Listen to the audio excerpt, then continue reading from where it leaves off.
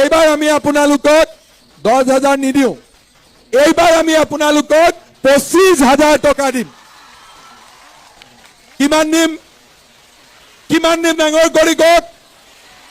25,000 টকা প্ৰতিগৰাকী মহিলাই পাব। আৰু ভগৱানে যদি মোক শক্তি দিয়ে, এইবাৰ কৈছিলো 10,000 দিম, দিলো 19,000, এইবাৰো কৈছো 25,000 দিম। ভগৱানে শক্তি দিলে কিজানি ইয়াতকৈ বেছি দিব পাৰো, হয় নে নহয়? অৰুণোদয় আঁচনি প্ৰত্যেক সমষ্টিতে আমি যদি আৰু 2-3 হাজাৰ অৰুণোদয় দি দিওঁ, তেতিয়াহ'লে সকলোৱে পাই যাব। আমাৰ চৰকাৰী চাকৰি ওলাব 2 লাখ, 25,000 ওলাব পুলিচত, 75,000 ওলাব স্কুল কলেজত, 1 লাখ ওলাব nurse, laboratory technician, grade 3, grade 4। কিন্তু ল'ৰা ছোৱালীয়ে যদি নাৰ্ছ নপঢ়ে, নাৰ্ছৰ চাকৰি ক'ৰ পৰা পাব? যদি ল'ৰা ছোৱালীয়ে BEd নপঢ়ে, শিক্ষকৰ চাকৰি কেনেকে পাব? দুখীয়া ঘৰৰ দেউতাক মাকে ইমান টকা ফিজ দি ল'ৰা ছোৱালীক পঢ়াব নোৱাৰে।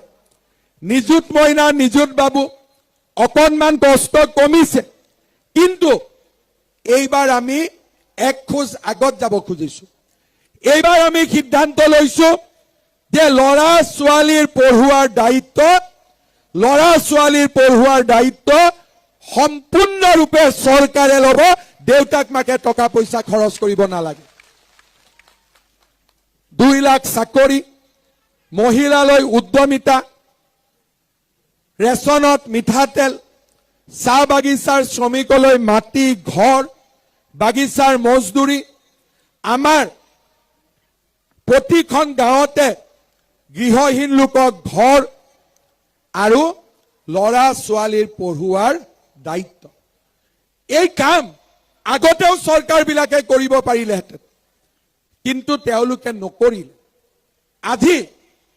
আজি তেওঁলোকক আমি ক'ব খুজিছো যে নহয়, ৰাইজৰ কাৰণে যদি আমি কাম কৰো, ৰাইজে আমাক আশীৰ্বাদ দিয়ে, ৰাইজে আমাক মৰম কৰে। আশীৰ্বাদ যাত্ৰাৰ সময়ত মই যেতিয়া বিভিন্ন জাগাত গৈছিলো, কিছুমান মানুহে মৰম কৰে আৰু কিছুমান মহিলাই মনতে ভাল পাই মোক চুমা খাই দিয়ে। তেতিয়া কংগ্ৰেছ বিলাকে কয় যে হিমন্ত বিশ্ব শৰ্মা কিয় চুমা খায়? হাৰে, মোক চুমা আইতাই খায়, মায়ে খায়, ভণ্টিয়ে খায়, বাইদেৱে খায়। কিয় খায়? কাৰণ তেওঁলোকৰ কাৰণে দিনে ৰাতিয়ে মই পৰিশ্ৰম কৰিছো। মই লুঙি ধুতি ৰাজনীতি কৰা নাই। নিযুত মইনা, নিযুত বাবু যি ছোৱালী কলেজ ইউনিভাৰ্চিটিত নগলহেঁতেন, আজি আমাৰ চৰকাৰৰ কাৰণে সেই ল'ৰা ছোৱালী কলেজ ইউনিভাৰ্চিটিত গৈছে। যি ল'ৰা ছোৱালী দেউতাক মাকে চব্জি বিক্ৰী কৰি আছিল, ৰিক্সা চলাই আছিল, আজি ACS অফিচাৰ হৈছে এই বিজেপি চৰকাৰখনৰ কাৰণে। আমাক মৰম নকৰি কাক মৰম কৰিব? কালি যদি কাম নকৰো, কালি যদি 2 লাখ চাকৰি দিম বুলি নিদিওঁ, মহিলাসকলক 25,000 দিম বুলি নিদিওঁ, মোক গালিও পাৰিব। কিন্তু দিলে মৰম কৰিব নে নকৰিব? কৰিব নে নকৰিব? আজি আমি 1,65,000 ল'ৰা ছোৱালীক চাকৰি দিলো। আমি তামোল এখনো কাৰো পৰা খোৱা নাই, তামোল এখনো কাৰো পৰা খোৱা নাই। আৰু এই সাহস, এই সৎ সাহস মোৰ আছে কাৰণে মই মানুহৰ আগত কওঁ যে ৰাইজ, অসমে আকাশ চুব পাৰে, অসমে আকাশ চুব পাৰে। আমি যদি সকলোৱে মিলি একেলগে আমাৰ ৰাজ্যখনক আগুৱাই লৈ যাব বিচাৰো। শ্ৰদ্ধা ৰাইজ, আজি মই আপোনালোকক প্ৰতিশ্ৰুতি দিছো, আমাৰ চৰকাৰ উভতি আহিব। এইবাৰ 1 লাখ ল'ৰা ছোৱালীক নহয়, আমি 2 লাখ ল'ৰা ছোৱালীক এইবাৰ আমি চৰকাৰী চাকৰি দিম। আপোনালোকে নিজে সকলো জনা বুজা মানুহ, কংগ্ৰেছে 2 লাখ চাকৰি দিব পাৰিব? কংগ্ৰেছে 2 লাখ চাকৰি দিব পাৰিব? লুৰিণজ্যোতি গগৈয়ে 2টা চাকৰিও দিব পাৰিব? লাখৰ কথাটো বাদ দিলো, 2 লাখ বাদ দিলো, 2টা চাকৰি দিব পাৰিব লুৰিণজ্যোতি গগৈয়ে? নোৱাৰে। মই লুৰিণজ্যোতি গগৈক সুধিছিলো যে এবাৰ আপুনি নাহৰকটীয়াত ইলেকশ্যন উঠে, এবাৰ দুলীয়াজানত উঠে, এবাৰ আপুনি ডিব্ৰুগড়ত উঠে, ইলেকশ্যন কিয় উঠি থাকে? লুৰিণজ্যোতি গগৈয়েতো উত্তৰটো নিদিলে। টিভিত এদিন অখিল গগৈয়ে ক'লে যে লুৰিণৰ বিয়াখন পাতিব লাগে নহয়, সেইকাৰণে আমি কংগ্ৰেছৰ চৰকাৰ পাতিব লাগিব।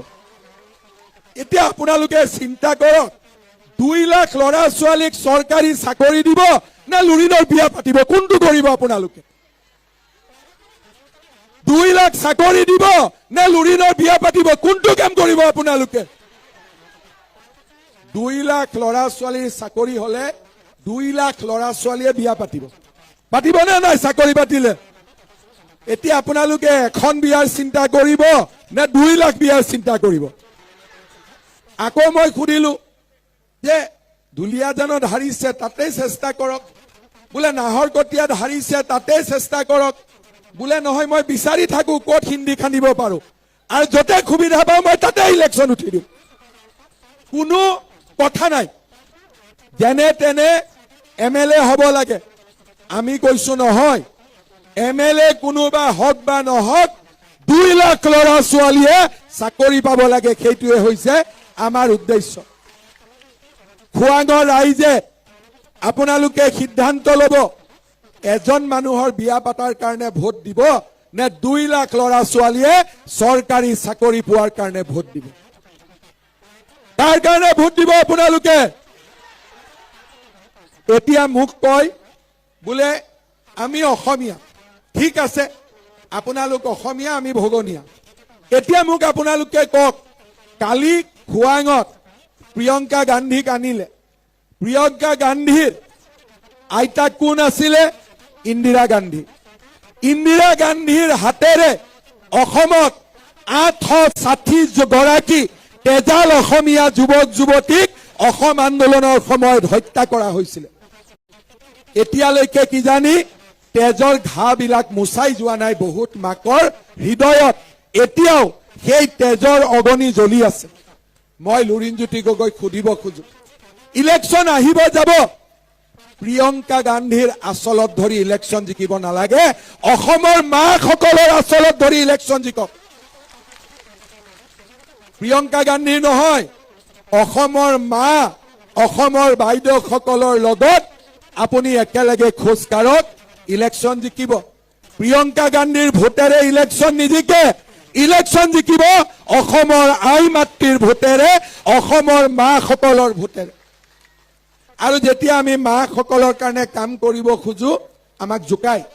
মই যেতিয়া কৈছিলো যে আমাক ইলেকশ্যনত জিকাওক, লোকসভা ইলেকশ্যনৰ সময়ত মই আপোনালোকক কৈছিলো যে আই মাতৃসকলক আমি লাখপতি বাইদেউ হ'বৰ কাৰণে 10,000 টকাকৈ আমি বিতৰণ কৰিম।